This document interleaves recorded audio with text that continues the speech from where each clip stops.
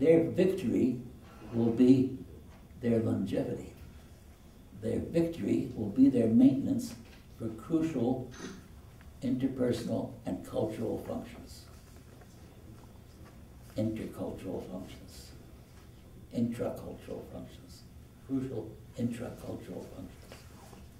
That may be the greatest ambition of these languages. But then let me ask you, nevertheless, there is a point at which languages have, languages have reached at which language shift becomes irreversible. Could you speak typologically about the ways in which language shift becomes irreversible? And are there any examples you could give us specifically? I personally believe that there is no language for which nothing can be done. There's no such language for which nothing can be done. You may not want to be able to do the things you would most like to do, would most like to do tomorrow, but something can be done for that language. And you have to work out a scheme that is more or less developmental, starting closest to the most protected area and working slowly away from that, if that turns out to be desirable. I know strong languages around the world where the parents don't want the children to be taught in the home language in school. It could be done. In their case, they're strong enough for that to be done, but they realize that the school is going to bring in foreign teachers, another language into the home and the community, and they just don't want that to happen. So they try to keep their children out of the school, or keep their language out of the school. Why? Because that begins to vitiate the functional specificity. If their language is in the school and English is in the school, then you might as well, if both languages are being used for the same purpose, one of them is excessive. If they're both being used for the same purpose, what people goes ahead and speaks more than one language for the same purpose? There must be some functional specificity there. So there are many languages which forego certain functions. And they're not all small, they're not all weak, but they all have a design in the back of their mind. Now, if you are very small and very weak, you may still have some options. But of course, you're being backed into the corner. You're being painted into the corner. And the options that you have are going to be those which are most related to the culture itself and to the home and community setting where most of it takes place. Now, I've been to some of these language communities where there are no more than a few dozen. A few dozen. And they manage to have certain things which they try their hardest not to let the other language into. That is the initial point of departure, or a base that can be expanded when the strength is available. But patience, prudence, and cultural specificity are always the things to bet upon. Although they may not win the race quickly. Slow and steady wins the race for small languages. Well, Professor Fishman, let me bring up something which comes to me from looking through your work on reversing language shift. You reach a point, perhaps, where it's no longer a question of reversing a language shift, but actually of language revival. And in that sense, one might contrast the work that has been done, which you describe with Catalan, with Quebecois French, as opposed to, for instance, the revival of Hebrew. These are all different processes. How would you characterize the work in all of these three? You can find differences between any two languages anywhere in the world. So I would say the challenge is to find the similarity, which enables you to devise a parsimonious approach. Hebrew is not only a revival, but a case of reversing language shift too.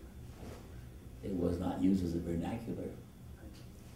But the change from vernacular to the spoken language is an important, difficult change. It was opposed. It was not quite clear that it was going to work for quite a while. I know that in the diary of Eliezer ben Yehuda, the first family, the only family in Jerusalem that spoke Hebrew, one family. He has a notification that they were invited to the birthday party of another child, the next other child that was raised in Hebrew. So it was not clear that it was going to win. And Hebrew shifted from being a spoken language to being only a classical language for hundreds of years. And then had to shift again from being classical to being spoken as well, which was not necessarily an increase in its status in the world, but it was an increase in its functions. A faculty meeting in the hinterland of Quebec, out there where no English is spoken, where after finishing school, high school, and maybe even college, the population has very little command of English, and tell them that the future is English. They may not realize it, they may not like it, but the future is English. Well, you know, if you want to carry your head home in a sack, that's the time it'll be handed to you. So they're starting off from the position of strength. They are far away from everybody else. The heartland is far away from everybody else. The heartland is not Quebec, not even Quebec City, and certainly not Montreal. The heartland is far away from any Anglos. And they're mostly not reading Shakespeare or Milton on his blindness. They're not even reading, which is an important lesson to learn. The revival of French was not built on reading. As the revival, and of course revival is the wrong term to use for French because it hadn't quite reached the stage of not being spoken. The revival of Hebrew was also not based in the majority of the population on reading. My grandfather could read Hebrew but didn't know what he was reading. And that was a continuation of a long process of traditional prayer recitation without comprehension. I don't call that reading. That's not why we teach our children to read, so they can recite.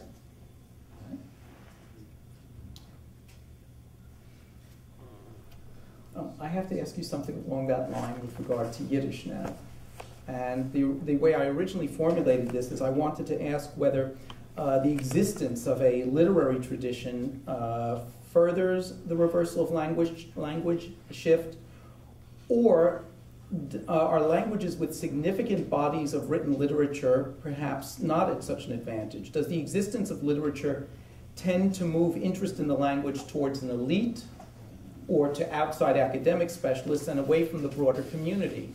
And the Yiddish example is of interest to me because the majority of the Yiddish speakers that we have now who do speak Yiddish, and correct me if I'm wrong, probably have very little interest in the secular literature, the large body of secular literature created in that language in the 20th century. Why should they? Did the secularists have any interest in the large, ancient body of Hebrew literature? None whatsoever.